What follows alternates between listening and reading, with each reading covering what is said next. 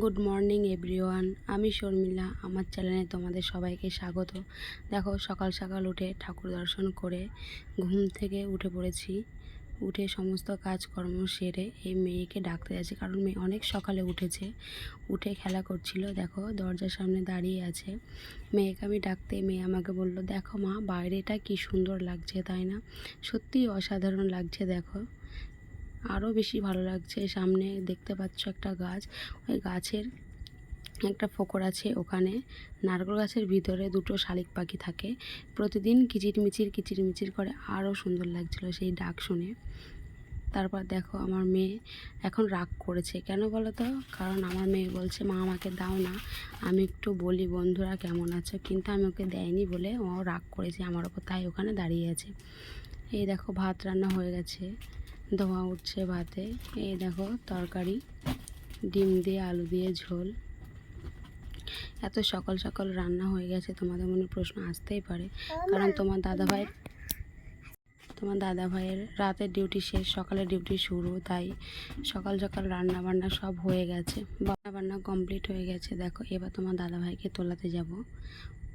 আমার মেয়ে আগে ওর বাবাকে তোলাচ্ছে, বাবা ওঠো, কিন্তু উঠলো না। তাই আমার মেয়ে আমাকে বলছে, মা তুমিও তোলাও, দেখো ওঠে নাকি। দেখো, আমি তোলাতে যাচ্ছি, যেই কাঁথাটা সরিয়ে নিয়েছি, তোমাদের দাদাভাই থতমত খেয়ে গেছে। দেখো, আবার মুড়ো দিয়ে শুয়ে পড়লো।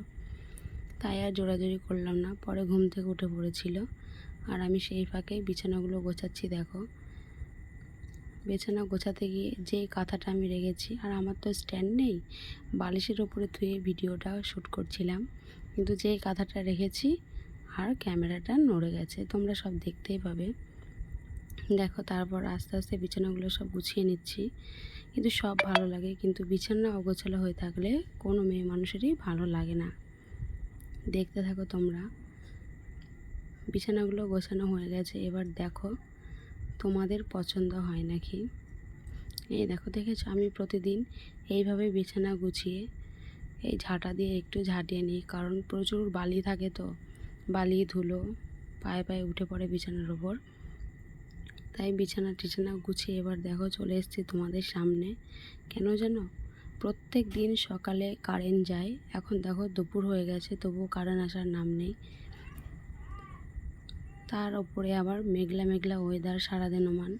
এখন আবার প্রচণ্ড বৃষ্টি হবে হবে মনে হচ্ছিল, খুব মেঘ করেছে। দেখো, তাই তাড়াহুড়ো করে জামা প্যান্টগুলো তুলতে গিয়ে দেখি যে তারে আমরা জামা প্যান্ট মেলি, সেই তারে পিঁপড়ে বোঝাই হয়ে গেছে। এখানে আবার দেখো, হুকটা আবার তারের সাথে আটকে গেছে, তাই খুলছে না। কিন্তু এদিকে পিঁপড়ের জন্য ভালো করে খুলতেও পারছি না। যাই হোক করে কোনো রকম করে খুলে নিলাম। তা পিঁপড়েগুলো কিন্তু অনবরত আমার গায়েটায় সব ভর্তি হয়ে গেছে। দেখো, তাই কীরকম করে ঝাড়ছি। তারপর জামা প্যান্ট ঘরে নিয়ে এসে দেখো, আমার মেয়ে কোথা থেকে মহানিম গাছের ফল কুড়িয়ে নিয়ে এসছে।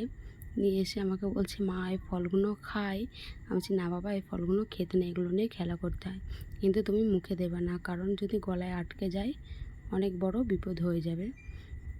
তারপর দেখো, আকাশে কালো মেঘ ঘনিয়ে এসছে, তাই আমার উনুনে রান্না করার জন্য যে ঘুঁটেগুলো রোদে দেওয়া ছিল, সেগুলো আবার তড়িঘড়ি করে তুলতে গেলাম।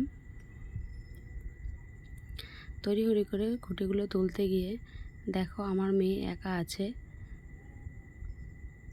ঘরের ভিতরে, একা রেখে আমি ঘুঁটেগুলো তুলতে গিয়েছি। কিন্তু এদিকে আমার মেয়ে আবার খুব কাঁদছে, তাই দেখতেই পাবে তোমরা। ঘুঁটে তোলা বাদ দিয়ে আমি আমার মেয়েকে সামলাতে যাচ্ছি। তাই না? ঘুঁটে তো আগে না, মেয়েটাই আগে। মেয়েটা ঘরে কাঁদছে, কার ভালো লাগে বলো? তাই ঘুঁটে তোলা বাদ দিয়ে মেয়েটাকে আগে চুপ করাতে গেলাম। দেখো,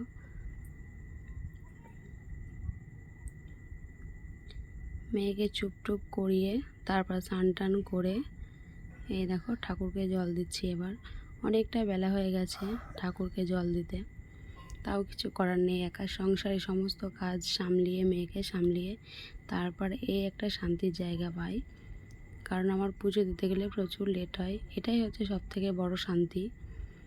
মন ভরে ভক্তি না করলে মনে হয় না যেন সারা দিনমানটাই খারাপ যাচ্ছে। তাই পুজো করতে গেলে আমার একটু সময় লাগেই। দেখো আজকে আমি একটাও ফুল পাইনি, কারণ আমাদের গাছে আমি ফুল পাই না, কারণ সকালবেলা উঠতে পারি না। তা পুজো টুজো দিয়ে ঘুমিয়ে পড়েছিলাম। এবার দেখো ঘুম থেকে উঠে সমস্ত কাজকর্ম করে আবার তোমাদের সামনে এসেছি। আর ভালো লাগছে না, তাই ব্লগটা এখানেই শেষ করলাম।